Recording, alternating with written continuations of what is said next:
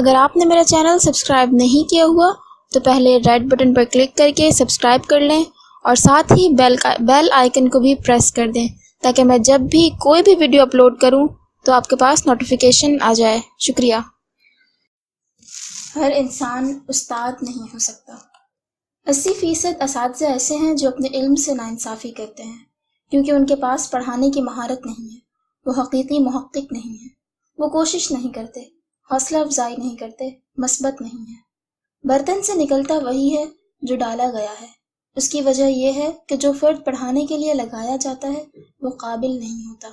صرف public service کا امتحان پاس کر لینے سے استاد نہیں بن جاتا۔ پڑھانے کا مطلب ہے سکھانا، کلاس کو کنٹرول کرنا، کلاس کو اس طرح پڑھایا جائے کہ 5 گھنٹے کا پتہ ہی نہ چلے۔ یورپیوں کے بچوں کے لیے ان کا استاد ان کا رول ماڈل ہوتا ہے۔ ہمارے ہاں آج بھی رٹا سسٹم چل رہا ہے۔ جس کا رٹا سب سے اچھا ہوتا ہے وہ گولڈ میڈل لیتا ہے۔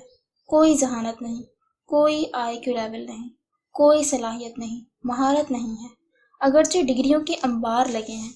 ہمارے ملک میں انٹرنشپ عذاب ہے، اسے لوگ بددلی سے کرتے ہیں۔ کسی نے خوبصورت جملہ کہا ہے کہ آدمی کام سے تھکتا ہے، محبت سے نہیں تھکتا۔ جس کو کام سے محبت ہے وہ تھک ہی نہیں سکتا۔ اس دنیا میں تعلیم پر سب سے زیادہ کام اپنے رویے کی تنظیم پر ہو رہا ہے۔ یہی وجہ ہے کہ مغرب دنیا میں گریجویشن کے بعد بچہ اپنے مضامین تبدیل کر سکتا ہے، یہاں نہیں کر سکتا۔ وہاں ماسٹر کی ڈگری کے بعد ایم فل کسی دوسرے مضمون میں بھی کیا جا سکتا ہے۔ وہ کہتے ہیں اگر شوق ہے تو اسے پورا کیجیے۔ اچھے استاد کا پہلا راز۔ دنیا کا کوئی بھی طالب علم صرف فزکس، کیمسٹری یا دوسرے مضامین پڑھنے نہیں آتا۔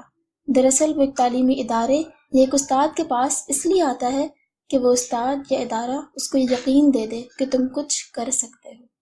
مسئلہ یہ ہوتا ہے کہ ہمارے تمام کے تمام استاد بہت اچھے پڑھاتے ہیں، بڑی محنت کرتے ہیں، لیکن بچے کو یقین نہیں دیتے۔ وہ اس حقیقت کو بھول جاتے ہیں کہ سب سے پہلا نمبر یقین کا آتا ہے، دماغ کا نہیں آتا۔ اگر آپ ایک بچے کو یقین دے دیتے ہیں اور اسے کہہ دیتے ہیں کہ بیٹا اگر آپ اپنی صلاحیت پر یقین کرو گے تو یہی صلاحیت آپ کو آسمان کی بلندیوں تک لے جائے گی، تو آپ اس پر دنیا کا سب سے بڑا احسان کر دیتے ہیں۔ ایک اچھے استاد کو بچے کے اندر پہلے محنت کا یقین پیدا کرنا پڑتا ہے۔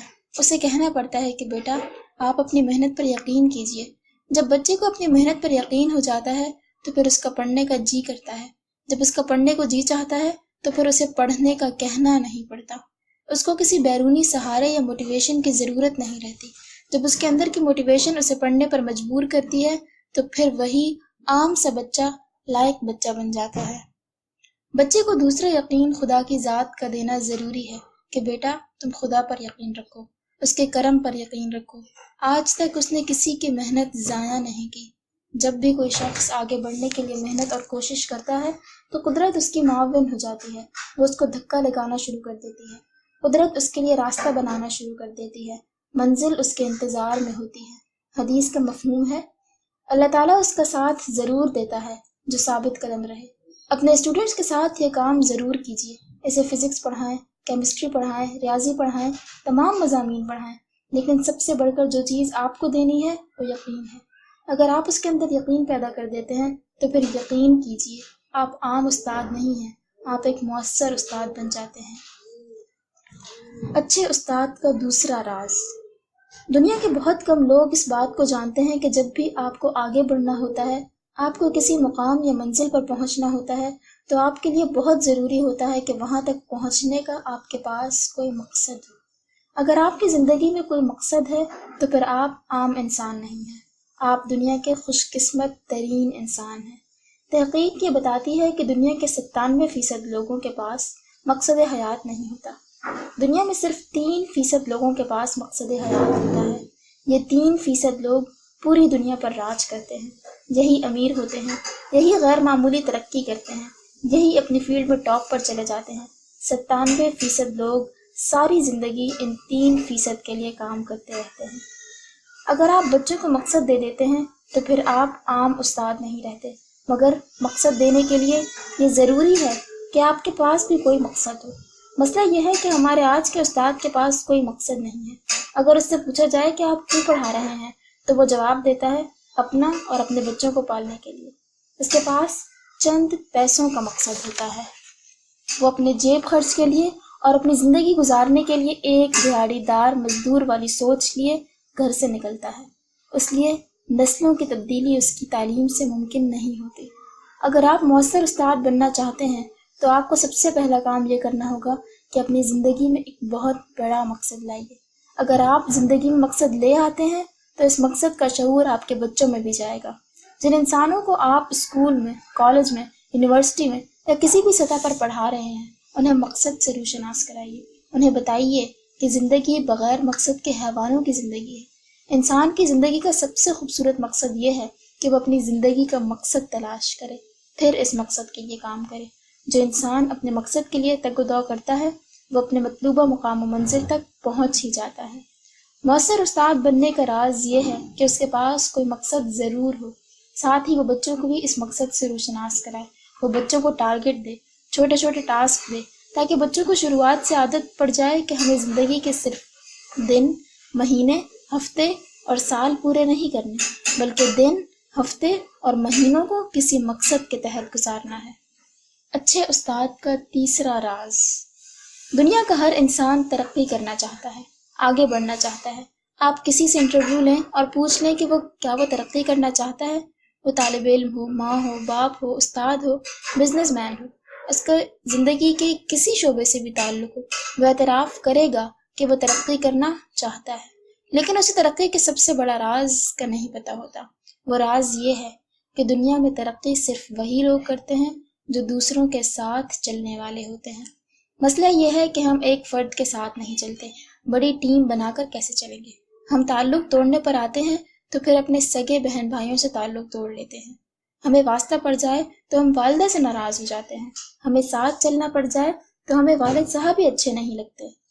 ہم اپنے خاندان کو، اپنے گھر کو، اپنی فیملی کو، اپنے رشتہ داروں کو، اپنے محلے کو، اپنے علاقے کو، اپنے شہر کو اور اپنے ملک کو ساتھ لے کر نہیں چل سکتے تو پھر ہم ترقی کیسے کر سکتے ہیں؟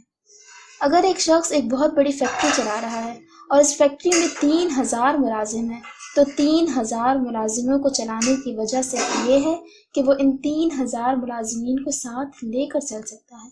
اگر آپ کو ساتھ چلنا آتا ہے تو پھر آپ ایک مؤثر استاد بن سکتے ہیں۔ آپ دوسروں کے کام آتے ہیں، آپ معاوضے کی پرواہ نہیں کرتے، بلکہ آپ یہ دیکھتے ہیں کہ میری یہ ساری محنت بچوں پر نہیں بلکہ اپنی ذات پر ہے، اور یہ تمام ساتھ دراصل میری کامیابی ہے۔ یہ مجھے آگے لے کر جا رہا ہے، تو یقین کیجئے کامیابی آپ کے قدم ضرور چومے گی۔ مسئلہ یہ ہے کہ بچے دیکھتے ہیں ہمارے اساتذہ ہمیں ساتھ لے کر نہیں چلتے، وہ ہمیں چھوٹے چھوٹے ہوم ورک پر ذلیل کرتے ہیں، خراب کرتے ہیں۔ ان کا جی ہی نہیں چاہتا کہ وہ اپنے استاد کی عزت کریں۔ وہ صرف نمبروں کی وجہ سے اپنے استاد کا احترام کرتے ہیں، لیکن دل سے احترام نہیں کرتے۔ احترام اور محبت ہمیشہ دل سے ہوتی ہے۔ انسان کبھی ایسے فرد کے ساتھ چلنا نہیں چاہتا جو کسی دوسرے کے کام آنا نہیں جانتا۔ یہی مزاج ہمارے معاشرے میں نظر آتا ہے۔ یہی بچے کل بڑے ہوتے ہیں، پولیس مین بنتے ہیں، استاد بنتے ہیں، پروفیسر بنتے ہیں، سائنسدان بنتے ہیں۔ جہاں بھی نظر آتے ہیں ساتھ چلنے والے نہیں ہوتے۔ جب ہم پیچھے جا کر دیکھتے ہیں تو پتہ چلتا ہے کہ انہیں دور طالب علمی میں ایسا مزاج ملا ہوتا ہے۔ اچھے استاد کا چوتھا راز۔ آپ دنیا کی ایک مرتبہ تاریخ نکال کر دیکھیں تو آپ کو یہ جان کر حیران ہوں گے کہ تاریخ انسانی میں دنیا کے کامیاب ترین لوگ، مؤثر ترین لوگ، دنیا کے کامیاب ترین استاد، کامیاب ترین دانشور دراصل کردار والے لوگ تھے۔ آج کا استاد، اس کے پاس مضمون ہے، فزکس ہے، کیمسٹری ہے، یادداشت ہے، ڈگری ہے، پروفیسر ہے، لیکن اس کے پاس کردار نہیں ہے۔ جب کردار نہیں ہوتا تو زندگی بھی کم ہو جاتی ہے۔ یہ زندگی کی بات ہے جو بڑے استاد کو ملتی ہے۔ سقراط زہر کا پیالہ سامنے رکھتا ہے اور مسکراتا ہے۔ اس کے پاس کھڑا شخص پوچھتا ہے تم مرنے لگے ہو اور مسکرا رہے ہو؟ وہ کہتا ہے نہیں، میری زندگی بہت زیادہ ہے، کیونکہ میری زندگی یہ نہیں ہے۔